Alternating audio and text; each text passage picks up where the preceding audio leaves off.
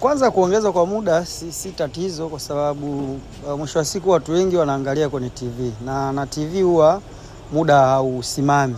Kwa hiyo mwamuzi anawezekana kila tukio muda wake anausimamisha, kwa hiyo ikaonekana dakika zinaenda. Lakini ukiangalia kwa ujumla namna ambavyo mchezo ulikuwa unaenda, unaweza kugundua mwamuzi alikuwa ni kama yuko upande mmoja, kwa maana Simba walikuwa wanapata faida zaidi ya ule mchezo wa leo kuwa na mwamuzi kuliko ambavyo pia wangepaswa kupata faida Mashujaa.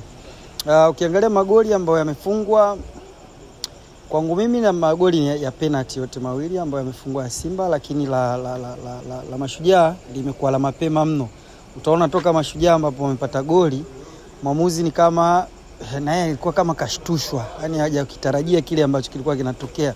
Kwa hiyo muda mwingi alikuwa anajaribu kuona inawezekana nafasi ikapatikana wapi ili timu ambayo Simba iweze kusawazisha. Lakini kwa mchezo ulikuwa unaenda, ulikuwa unaona Mashujaa walikuwa wanajitahidi kwa namna ambavyo walikuwa wameingia na mpango wao, na Simba kukaa kama kuna kupaniki baada ya mwanzo kuanza mchezo kama timu ambayo ina uhakika tu itashinda. Lakini baada ya kufungwa mapema kuonekana kama kuna kupaniki kidogo. Hata mbali mabadiliko ya kikosi pia alichangia kwa timu kukosa ule muunganiko ambao umezoeleka. Lakini tukija kwenye penalty mbili ambazo zimetolewa, mimi nimejaribu nimeziangalia penalty na nimepata pia muda wa kuziangalia kwenye marejeo, lakini mimi naona penalty ya kwanza kwangu mimi sioni kama ni penalty kwa mujibu wa video za marejeo. Kwa nini? Kwa sababu mpira unaonekana tu ukienda kugonga kwenye tumbo la mchezaji.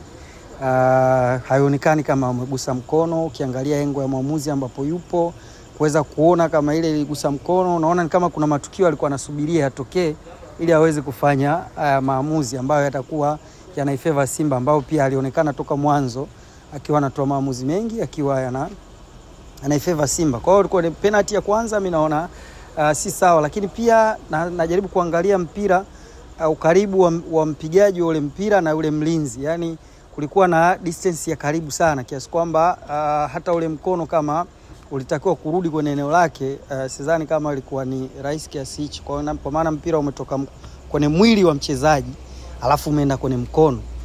Kitu ambacho kutoka kwenye mwili kwenda kwenye mkono inaonekana kwamba kwanza ulishazuiliwa, then ndo ukamgonga ukaenda kwenye mkono ambao hakukuwa na kusudio la kuzuia ule mpira, kwa maana kwamba ulikuwa unapita.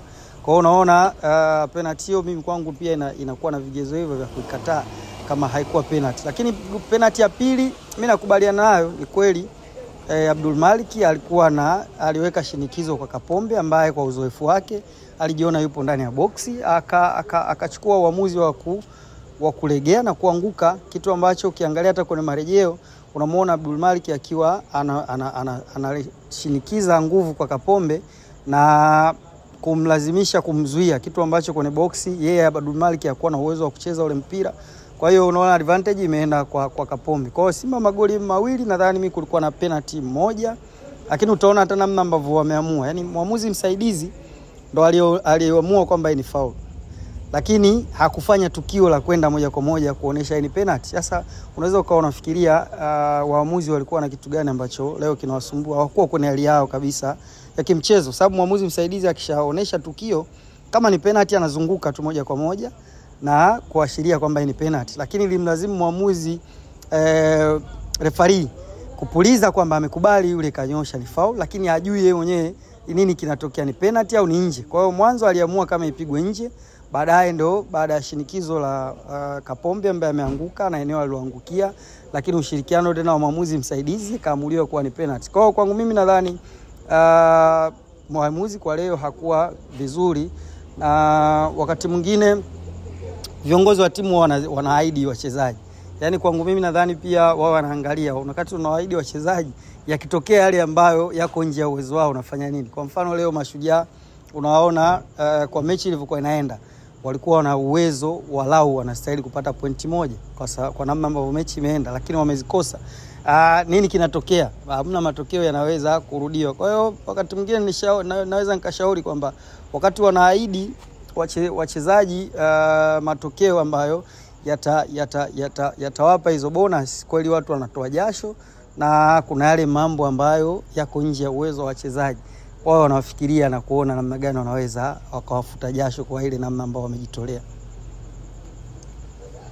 Unadhani kama ungekuwa mwenyekiti wa kamati ya waamuzi, tukutana na mwamuzi, utamwambia nini? Yani ni kumwambia tu kwamba siku ya jana haukuwa vizuri kama ambavyo wanaweza mtu yote kuwa na siku mbaya kazini. Na mwamuzi inawezekana ikawa ni siku yake mbaya kwenye kazi, lakini bado ameshaenyima timu moja haki ya kupambana, yani hakukuwa na usawa wa kupambana ndani ya kiwanja. Ukiangalia hata Mashujaa ambao walikuwa wanacheza, hauoni kama ni timu ambayo ilikwenda kwa nia labda ya kuwaumiza wachezaji wa Simba, walikwenda kwa nia ya kushindana, na mpango wao ni kama ulikuwa unataka kukamilika. Na hata ukiona ile red card ambao amepewa goalkeeper, angalia kosa la kwanza goalkeeper ambalo anaadhibiwa kadi ya njano. Ni kosa gani? Ni kosa la kwenda kumuomba muamuzi anahitaji kutibiwa kwa yale maumivu ambayo anajisikia, ambao tumezoea kuwaona makipa wa timu hizi kubwa za Kariakoo wakiomba kutibiwa na wanatibiwa bila kujali amepata contact au hajapata. Lakini inapokuja kwa kipa kama ule leo, mwamuzi moja kwa moja amemwadhibu. Angeweza tu kumkatalia kwamba bana wewe hujaumia, nenda kapige mpira, lakini alimwadhibu kwa kadi ya njano.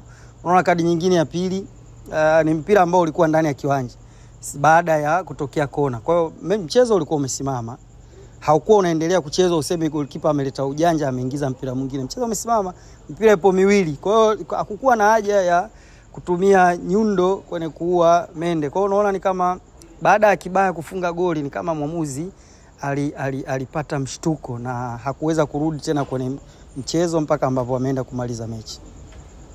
Unadhani changamoto ya waamuzi katika mchezo leo ni uwezo mdogo au under influence? Mimi kwa kwetu hapa kuna influence sana kwenye michezo ambayo inahusu timu hizi mbili za Kariakoo, kwa sababu bahati mbaya timu hizi mbili zina ushawishi mkubwa, na ushawishi huo hauishi tu kwenye watu ambao wako nje ya industry, wako mpaka ndani, waendeshaji, waamuzi na watu wengine wote ambao wameuzunguka mchezo wanawiwa na matokeo mazuri ya hizi timu. Kwa hiyo unawezekana mwamuzi akawa yuko under influence na namna klabu ilivyo, lakini pia inawezekana pia ikawa ni baadhi ya watu wana mashinikizo yao. Na unajua wakati mwingine unaweza kuwa ni mwamuzi lakini ile ndo kazi yako ambayo unafanya. Sasa unawezekana kukiwa na mashinikizo mengi ikakuwa ngumu hata wewe kuweza kutenda haki. Na unajua unavyochezesha mechi za timu hizi kubwa, mara nyingi zenyewe ndo zinakuwa kwenye advantage. Kwa hiyo hata ukizisaidia kidogo unaweza zikapata hayo matokeo, lakini bahati mbaya kwa leo zilikuwa zinahitaji msaada ziada ili kuweza kutengeneza hayo matokeo ambayo yamepatikana mwisho wa mchezo. Kwa hiyo utasema mimi siamini kama waamuzi wetu hawajui, bali wanafanya makusudi.